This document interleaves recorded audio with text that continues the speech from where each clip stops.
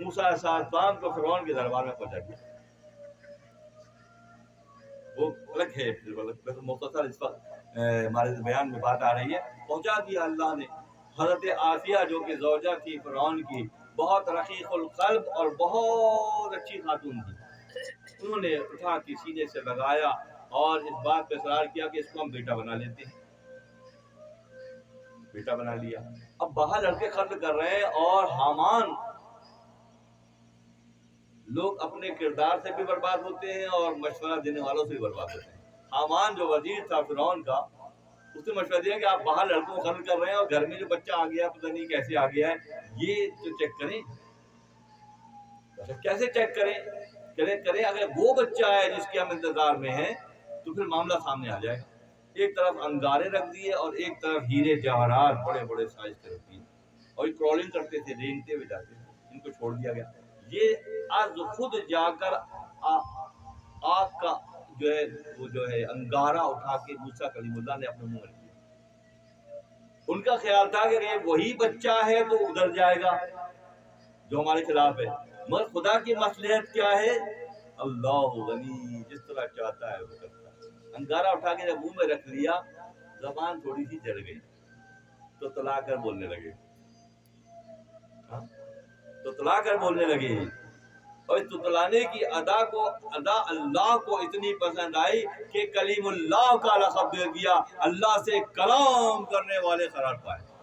فقط اس شوق میں پوچھی ہیں ہزاروں باتیں، میں تیرا حسن تیرے حسن بیان تک دیکھوں. خدا کی مصلحت ہے. ان کو یقین ہو گیا کہ نہیں یہ وہ بچہ نہیں ہے کیونکہ اس نے انگارے. تو یہ اللہ کی مصلحتوں کی میں سے مصلحت ہے کہ جب کلام کے لیے اللہ نے دنیا کو کلام سے روشناس کرانے کا ارادہ کیا تو موسیٰ کلیم اللہ کو بھیج دیا. اور اللہ نے شان رحیمی کو مخلوق خدا پر، صرف انسانوں پر نہیں. ابھی بات ہو رہی تھی کہ کھجور کے کچھ طرح بھی رو رہا ہے اور تازہ جو ہے نکل کے آ رہے ہیں.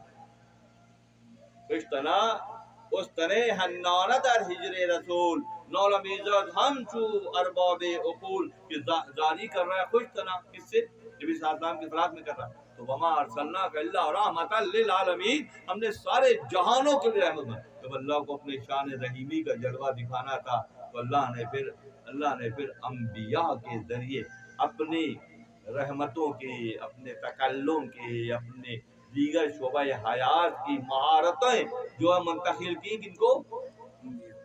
انبیاء کو منتقل کی. بادشاہ نے کہا، مامون رشید نے کہا اپنے نائبین سے کہ ٹھیک ہے، اس کا ہدیہ قبول کیا جاتا ہے اور اس میں اشرفیاں بھر دو اور واپس دریائے دجلہ سے گزار کر لے جاؤ. جب وہ عرابی کشتی میں بیٹھ کر میٹھے پانی کے دریا کو اس نے دیکھا تو اپنے ہاتھ کاٹتا تھا اور اپنے منہ پہ تھپڑ مارتا تھا کہ میں کن چکروں میں لگ گیا کہ ایک ٹھلیا لے کر میں یہاں بادشاہ کے پاس آیا. یہاں تو دریا بہ رہے ہیں میٹھے پانی کے، یہاں تو دریا بہ رہے ہیں. جب ملکہ سبا حضرت صلی اللہ علیہ وسلم کے پاس انہوں نے ڈیلیگیشن بھیجنے کا ارادہ کیا تو بہت سے تحائف کے ساتھ ملکہ سبا کی جانب سے 2 سونے کی اینٹیں جو ہیں وہ تحفے میں آئی. اس کے خیال میں 2 اینٹیں بہت ہوتی ہیں. 2 اینٹیں کس سے مقابلہ ہو رہا ہے؟ اللہ کے نبی سے مقابلہ ہو رہا ہے، صلی اللہ علیہ وسلم سے مقابلہ ہو رہا ہے. 2 سونے کی اینٹیں تحائف میں شامل تھیں. جب وہ قافلہ آپ کی سلطنت کی حدوں کے قریب آیا تو اللہ نے یہ جلوہ دکھانا تھا تاکہ قیامت تک کے لیے اب نبی کی فضیلت کا جلوہ ہے، یہ نبی کے اقتدار کا جلوہ ہے، یہ نبی کی شان و شوکت کا جلوہ ہے. یہ کہ جب وہ قریب آیا قافلہ تو صلی اللہ علیہ وسلم نے اجنہ کو طلب کیا، اجنہ کو جنوں طلب کیا اور یہ حکم دیا کہ میری ٹیریٹوری، میری ریاست کی اس سرے تک جہاں سے وہ داخل ہوں گے سونے کی اینٹیں لگا، سونے کی اینٹیں، ویسی اینٹیں جیسے وہ لے کے آ رہے تھے. وہ پورا فرش جو ہے وہ سونے کا بن گیا. جیسے وہ ڈیلیگیشن ملکہ سبا کا آپ کے علاقے میں آیا تو وہ حیران ہو گئے کہ ہم تو 2 اینٹیں لے کر آئے یہاں اور یہاں تو راستے میں جو ہے وہ اینٹیں بچھی ہوئی ہیں اور فرماتے ہیں اے لوگوں جو عقل کے ذریعے اللہ کو پہچاننے کی بات کرتے ہو، عقل کی مثال اللہ کے راستے میں راستے کی دھول کی طرح سے، راستے کی مٹی کی طرح سے۔ اللہ کی پہچان کیسے پیدا ہوگی؟ اللہ کی پہچان عشق کی بنیاد پر پیدا ہوگی۔ اللہ کی پہچان عشق کی بنیاد پر حصے میں آئے گی، اور اگر عشق ہے بے قدر کود پڑا آتش نمرود میں عشق، بے قدر کود پڑا آتش نمرود میں عشق، عقل ہے میں تماشا یہ لب بام ابھی، عقل ابھی چنا چنی میں ہے۔ اللہ کے راستے میں چلنے والے لوگوں ارادہ کرو تو ذہن میں رکھنا کہ اپنے عقل کو ایک طرف سائڈ پر رکھ دینا۔ بالکل اسی طرح سے جیسے اس عرابی نے کہا کہ اگر مجھے معلوم ہوتا کہ یہاں دریا بہ رہا ہے میٹھے پانی کا، تو اس ٹھلیا کو میں پتھر پر مار کر توڑ دیتا، اسے ضائع کر دیتا۔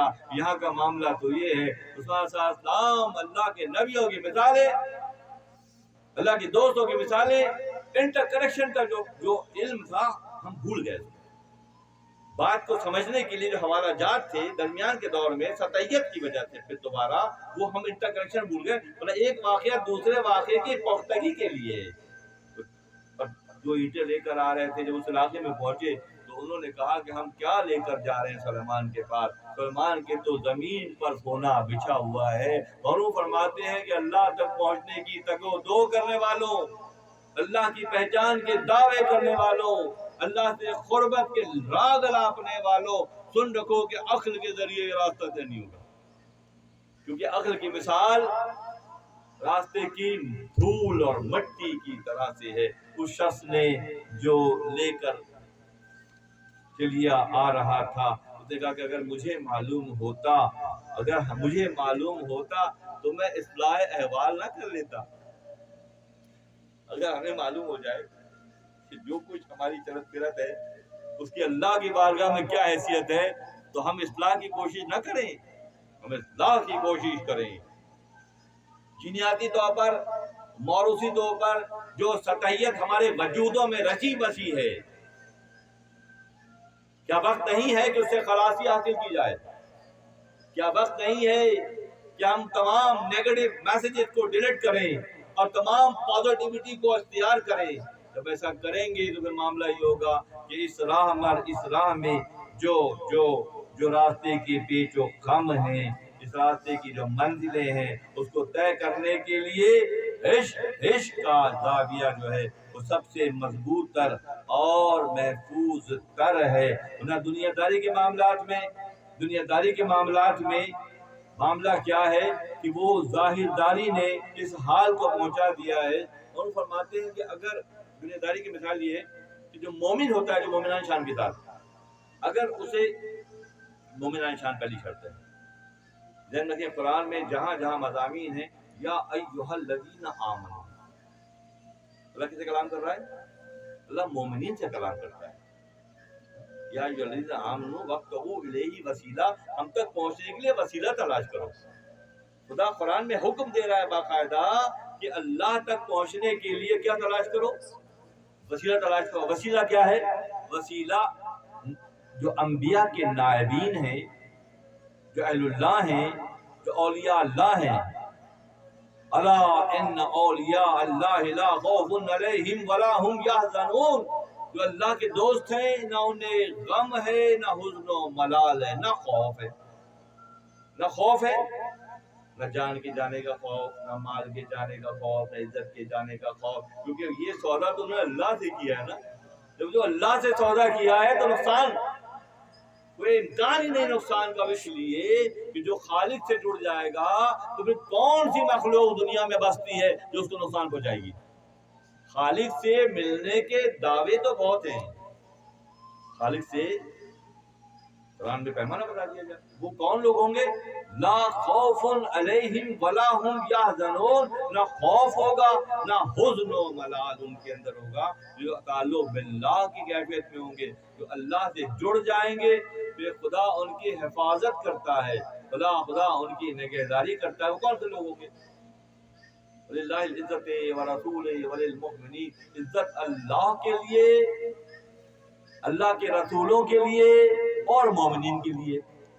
جو مومنان شان پر ہوگا جو خالق کو پہچانے گا وہ مخلوق میں کب دل لگائے گا؟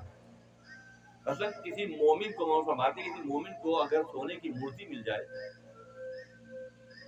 جائے تو اس کے لیے صرف سونا ہے، ظاہردار کے لیے مورتی ہے، ظاہردار کے لیے مورتی ہے، مگر مومن کے لیے صرف سونا ہے۔ مومن بے دھڑک جا کسی بٹی میں پگھلا دے گا، کیونکہ اس کا تعلق تو خالق حقیقی سے ہے۔ وہ مخلوق، سونا بھی مخلوق ہے، اللہ کی مخلوق ہے، تو مخلوق میں اس کا دل نہیں رک رہا، بلکہ خالق سے تعلق کی وجہ سے اگر مورتی خالص سونے کی مورتی اس کے حصے میں آ جائے تو مولانا فرماتے ہیں کہ پھر وہ مورتی کو کوئی اہمیت نہیں دے گا، کیونکہ وہ بت پرست نہیں ہے۔ مورتی بت پرستی کی علامت ہے، جبکہ مومن اس کیفیت سے اگلی منزل پر پہنچ چکا ہے۔ تو سونا اس میں جو امپورٹنس ہے وہ سونے کی ہے، شکل کی نہیں ہے۔ مورتی کی، سونے کی مورتی کی بھی شکل ہے، تو مومن اس سے بے نیاز ہوتا ہے، اس میں وہ سونے کو تو دیکھتا ہے مگر اس کی اس حیثیت کو نہیں مانتا جس کو ظاہردار مانتے ہیں۔ ظاہردار اس کو مان کر اس کے شیدا ہو جاتے ہیں اور اس پر جو ہے وہ فریفتہ ہو جاتے ہیں۔ یا مثال عرب کا قصہ ہمارا معاملہ ہو، فرماتے ہیں آگے ہماری طرف، فرماتے ہیں عربی کا جو قصہ عربی کا نہیں تھا، ہمارا قصہ ہے۔ فرماتے ہیں کہ ہم عرب ماہم سبو ماہم ملک جملہ مایو فاقا انہو من افق۔ یہ شوہر اور بیوی کا قصہ لے کر چلے، اور فرماتے ہیں وہ عرب کا قصہ نہیں ہے، تمہارے اپنے وجود میں نفس بھی ہے اور عقل بھی ہے۔ نفس جو ہے وہ تمہیں دنیا داری کی ترغیب دیتی ہے، اور عقل کا معاملہ یہ ہے اس کو پازیٹیولی کا استعمال کر رہا ہوں، عقل کو نیگیٹولی یوز کرتے ہیں لوگ، عقل کو دنیا داری کے لیے استعمال کرتے ہیں، اور جو لوگ عقل کو اللہ کی راہ کے لیے پسند کرتے ہیں، اس راہ پر استقامت سے چلتے ہیں، تو ان کا معاملہ یہ ہوتا ہے، ان کا معاملہ یہ ہوتا ہے کہ وہ خدا کی بارگاہ میں مقبول ہو جاتے ہیں۔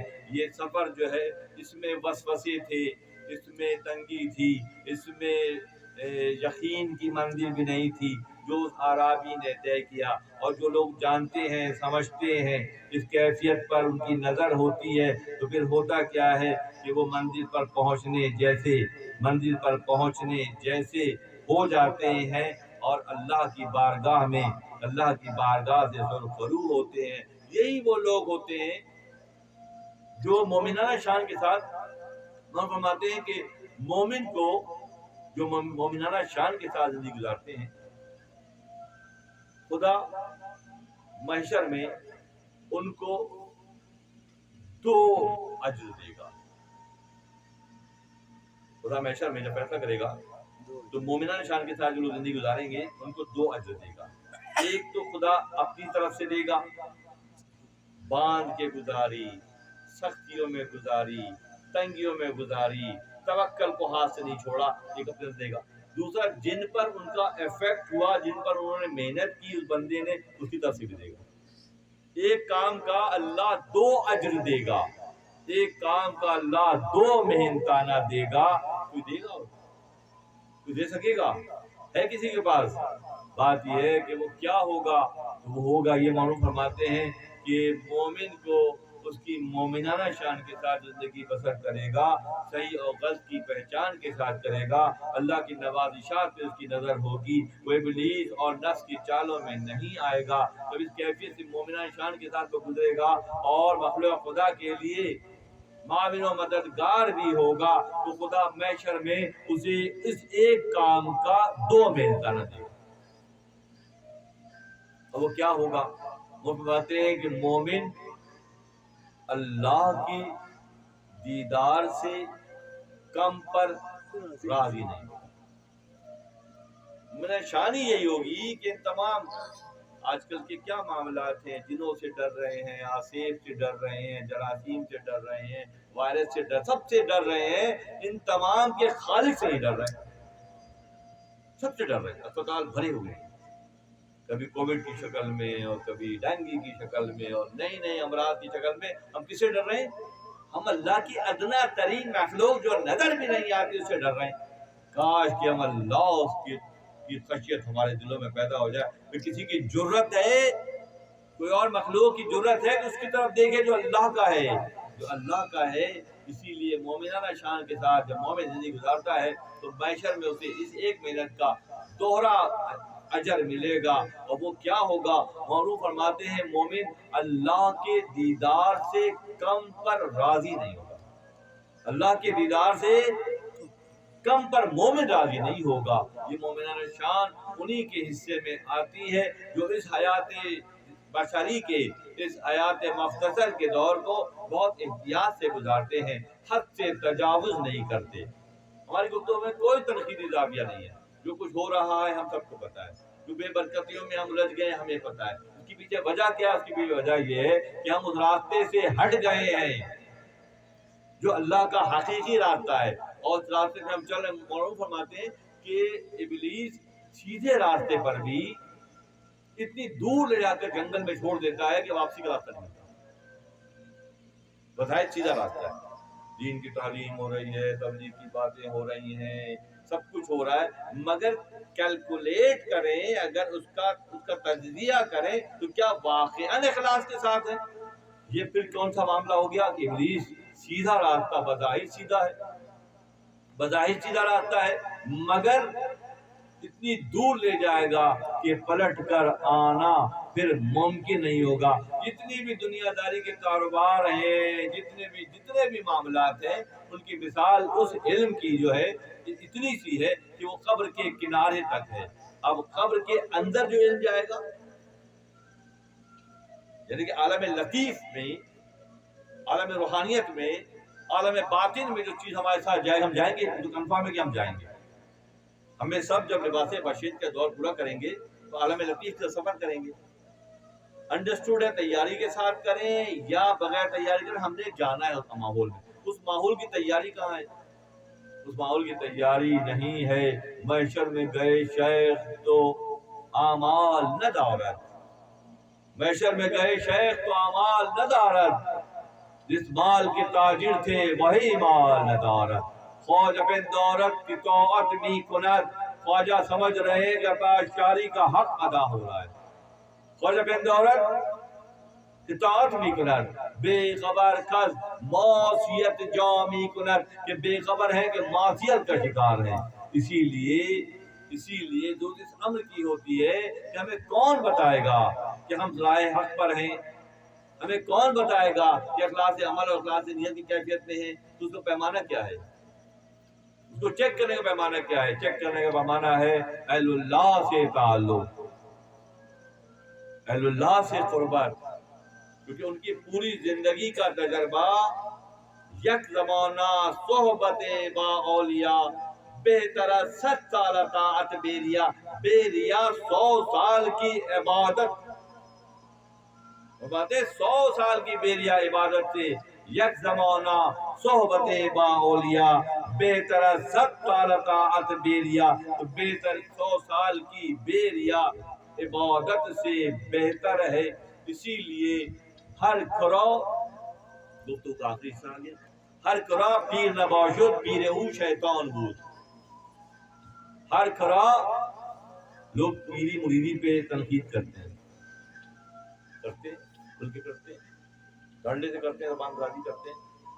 جس ریوڑ کا چرواہا نہیں ہوتا اس ریوڑ کی بکریوں کو بھیڑیے کھینچ کے لے جاتے ہیں. ہر کرا پیر نباشد پیر او شیطان بود. جس کا کوئی پیر نہیں ہوتا، پیر کون ہوتا ہے؟ نگراں ہوتا ہے. خلوت میں، جلوت میں، تنہائی میں، لوگوں کے درمیان وہ نظر ہوتی ہے اس کی. ہر کرا پیر نباشد پیر او شیطان بود. جس کا کوئی پیر نہیں ہوتا، ڈرائیونگ سیٹ پر آ کر پھر ابلیس خود بخود بیٹھ جاتا ہے. جو بیٹھ جاتا ہے تو پھر کیا ہوتا ہے؟ پھر وہ گاڑی اپنی مرضی چلاتا ہے. سارے کاروباروں کا شعور ہے، اسٹاک ایکسچینج میں کیا ریٹ چل رہے ہیں، اور میڈیسن کی فیلڈ میں کتنی بچت ہے آج کل، اور پراپرٹی کام میں کتنی کمائی ہے، سارے علوم پتہ ہیں. جلد بات ہے جو ہو رہا ہے، تو جو ہو رہا ہے یہ بات ہے، مگر کیا اس کے راہ کی تیاری ہے؟ بالکل. یہ جو ہم بیٹھے نا، ہم سب ایک گھر کے لوگ ہیں دراصل. اس میں کوئی حجاب نہیں ہے یا کسی کے ساتھ کوئی خدا نخواستہ وہ زاویہ بھی نہیں ہے. ہم سب ایک خاندان کے لوگ ہیں. ہمیں اپنی اصلاح کے لیے اس اسکوپ پہ غور کرنا ہے کہ اپنے اپنے شعبے کے سارے ماہر ہیں. مگر سوال یہ پیدا ہوتا ہے کہ راہ خدا کے حوالے سے کیا ہے. اگر نہیں ہے تو جہاں سے جاگے وہیں سے سویرا ہے. وہ اگر آج بھی ابراہیم کا ایمان پیدا، کمی کس چیز کی ہے؟ کمی کس چیز کی ہے؟ ایمان کی کمی. وہ اگر آج بھی ابراہیم کا ایمان پیدا، آگ کر سکتی انداز all sort of negativity، تمام آگ کے شعلے بھی، تمام منفی اثرات بھی، تمام تنگیاں پریشانیاں بھی، تمام امراض کے ایک کے بعد ہونے والے حملے بھی، تب کیا ہو جائیں گے؟ وہ اگر آج بھی ابراہیم کا ایمان پیدا، آگ کر سکتی ہے انداز گلستہ پیدا. تو کیا چیز کی کمی ہے؟ ایمان کی کمی ہے. من لا صبر لہو لا ایمان لہو. چھوٹا سا پیمانہ ہے، ذرا سا 2 لفظ ہوتا ہے.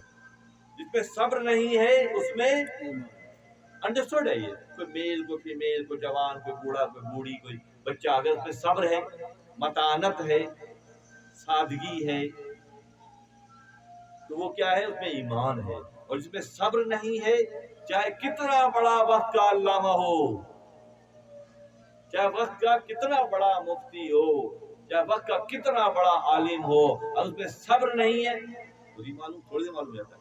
ایک دن میں معلوم ہو جاتا ہے. صبح سے شام تک اگر نشست و برخاست ہو، اٹھنا بیٹھنا ہو، آنا جانا ہو کہیں، تو معلوم ہو جائے گا کہ کتنا حضرت صاحب میں کتنا صبر ہے. من لا صبر لہو لا ایمان لہو. جس میں صبر نہیں ہے اس میں ایمان نہیں ہے. تو پتہ کیا چلا کہ صبر کو اختیار کرنا قرآن سے ثابت ہے. قرآن سے ثابت ہے نا بات. چھوٹا کس کے ساتھ ہے؟ ان اللہ مع الصابرین. اللہ ولی چھوٹا سا جملہ، اور معنویت یہ کہ آسمان بھی اس کی کور نہیں کر سکتے اس کی معنی کو. ان اللہ مع الصابرین فرمایا، اللہ صبر کرنے والوں کے ساتھ ہے. اللہ نہ نمازیوں کے ساتھ فرمایا، نہ حاجیوں کے ساتھ فرمایا، نہ زکات دینے والوں کے ساتھ فرمایا، کسی کے ساتھ نہیں فرمایا. اللہ کس کے ساتھ ہے؟ اللہ صبر کرنے والوں کے ساتھ. اور جو صبر کی الصبر مفتاح الفرج، صبر کشادگی کی کنجی ہے. ہم اپنی محنتوں، اپنی صلاحیتوں، اپنے سرمایے پر بھروسہ کرتے ہیں، اس کی کوئی حیثیت نہیں ہے. حیثیت کس چیز کی ہے؟ صبر کی ہے. کہ صبر جو ہے کشادگی کی کنجی ہے. جو مال و متاع ہمارے پاس گھروں میں ہے، ہماری بیویاں، بیٹیاں، بہویں، all the females، اس مال و دولت کے ساتھ دروازے پر رک جائیں گے. آگے جانے کی اجازت نہیں، قبرستان جانے کی اجازت نہیں ہے. خواتین کو اجازت نہیں ہے، چاہتے ہیں تو غور کرنا چاہیے، نہیں جانا چاہیے، کیا کرنا چاہیے. تو وہ سب رک جائیں گے دروازے پہ. اور جو بیٹے ہمارے میل کردار جتنے بھی، وہ ہمیں کندھوں پہ لاد کے کہاں لے جائیں گے؟ قبر کے کنارے تک لے جائیں گے. وہ باہر رک جائیں گے. اب ہمارے ساتھ جو چیز اندر جائے گی وہ کیا ہے؟ وہ ہمارے اعمال ہے، وہ ہمارا صبر ہے، وہ ہماری قناعت ہے، وہ ہماری انکساری ہے، وہ ہماری عاجزی ہے، وہ صلہ رحمی ہے، محبت ہے، شفقتیں ہیں، ایثار ہے، قرآن خدا کی محنت ہے. یہ چیزیں ہیں. اگر ہیں تو کشادگی ہے، نہیں ہے تو پھر کیا ہے؟ تنگی ہے. جہاز اڑا اور جا کے تھر میں جا کے اتر گیا صحرا. ورنہ اہل اللہ کا معاملہ یہ ہے کہ معلوم فرماتے ہیں کہ میرے شیخ میرا وہاں انتظار کر رہے ہیں. تم لوگ یہاں سلاموں پڑھ پڑھ کے مجھے ادھر کھینچ رہے ہو، اور میرے شیخ مجھے وہاں. حیات و ممات کا فلسفہ صرف اتنا سا ہے کہ معلوم فرماتے ہیں گھوڑے سے اتر کے کشتی میں بیٹھنا ہے. گھوڑا پانی میں نہیں جاتا اور کشتی ساحل پہ نہیں آتی، تو آپ گھوڑے سے اترنا ہے اور کشتی میں بیٹھنا ہے. اتنا سا فاصلہ ہے، مگر تیاری کے بعد ہے. جن کی تیاری ہے تو عالم لطیف میں استقبال کے لیے تمام لطیف ذہن میں رکھیں. بہت اہم میسج دے رہا ہوں. تمام لطیف کردار اگر محنت کی ہے تو وہاں انتظار میں ہمارا بچہ آ رہا ہے. یہ بات ہم پہلے دیکھ چکے نا. اسپتال سارے جمع ہوتے ہیں، ننیالی، ددیالی، سسرالی، سارے یا بچہ آ رہا ہے یا بچی آ رہی ہے، وہاں تو استقبال کے سب پہنچے ہوتے ہیں. تو دوسری منزل پہ نہیں ہوں گے، دوسری منزل پہ استقبال کے لیے ہوں گے بشرطے تم نے دوستیاں کی ہوں گی. اگر تم نے ان سے دوستیاں رکھی ہوئی ہیں، ان سے نبھایا ہوا ہے، ان کے ساتھ چلنے والے بن گئے ہو، تو یقین رکھو یہاں آنکھ بند ہوگی وہاں کھل جائے گی. یہاں آنکھ بند ہوگی وہاں کھل جائے گی. جب کھلے گی تو ان نفوس سے ملاقات ہوگی جن کے ساتھ تم نے نبھایا ہے، جن کو تم نے یاد کیا ہے، جن کے نام کے لیے، جن کے اعمال کی، ان کے درجات کی بلندی کے لیے تم نے یاد رکھا، جب تم ان کو یاد رکھو گے تو تم اپنے لیے راستہ بناؤ گے، اور یہ اس کی مثال ایسی ہوگی کہ پھر آپ سرخرو ہو جائیں گے، کیونکہ بادشاہ کا معاملہ تو یہ ہے کہ سڑے ہوئے پانی کو بھی قبول کر لے گا۔ بادشاہ کیسا قادر مطلق ہے، بادشاہ کیسا قادر مطلق ہے کہ وہ ٹلیا کے اندر بارش کا پانی خراب ہو گیا، مگر بادشاہ پھر بھی قبول کر لیتا ہے۔ مگر بادشاہ کی جو ایثار کی جو کیفیت ہے اس کو پہچانو گے، جب ایسوں کو ایسا دے دیتا ہے تو پہچان والوں کو کیسے دے گا۔ وآخر دعوانا الحمدللہ رب العالمین۔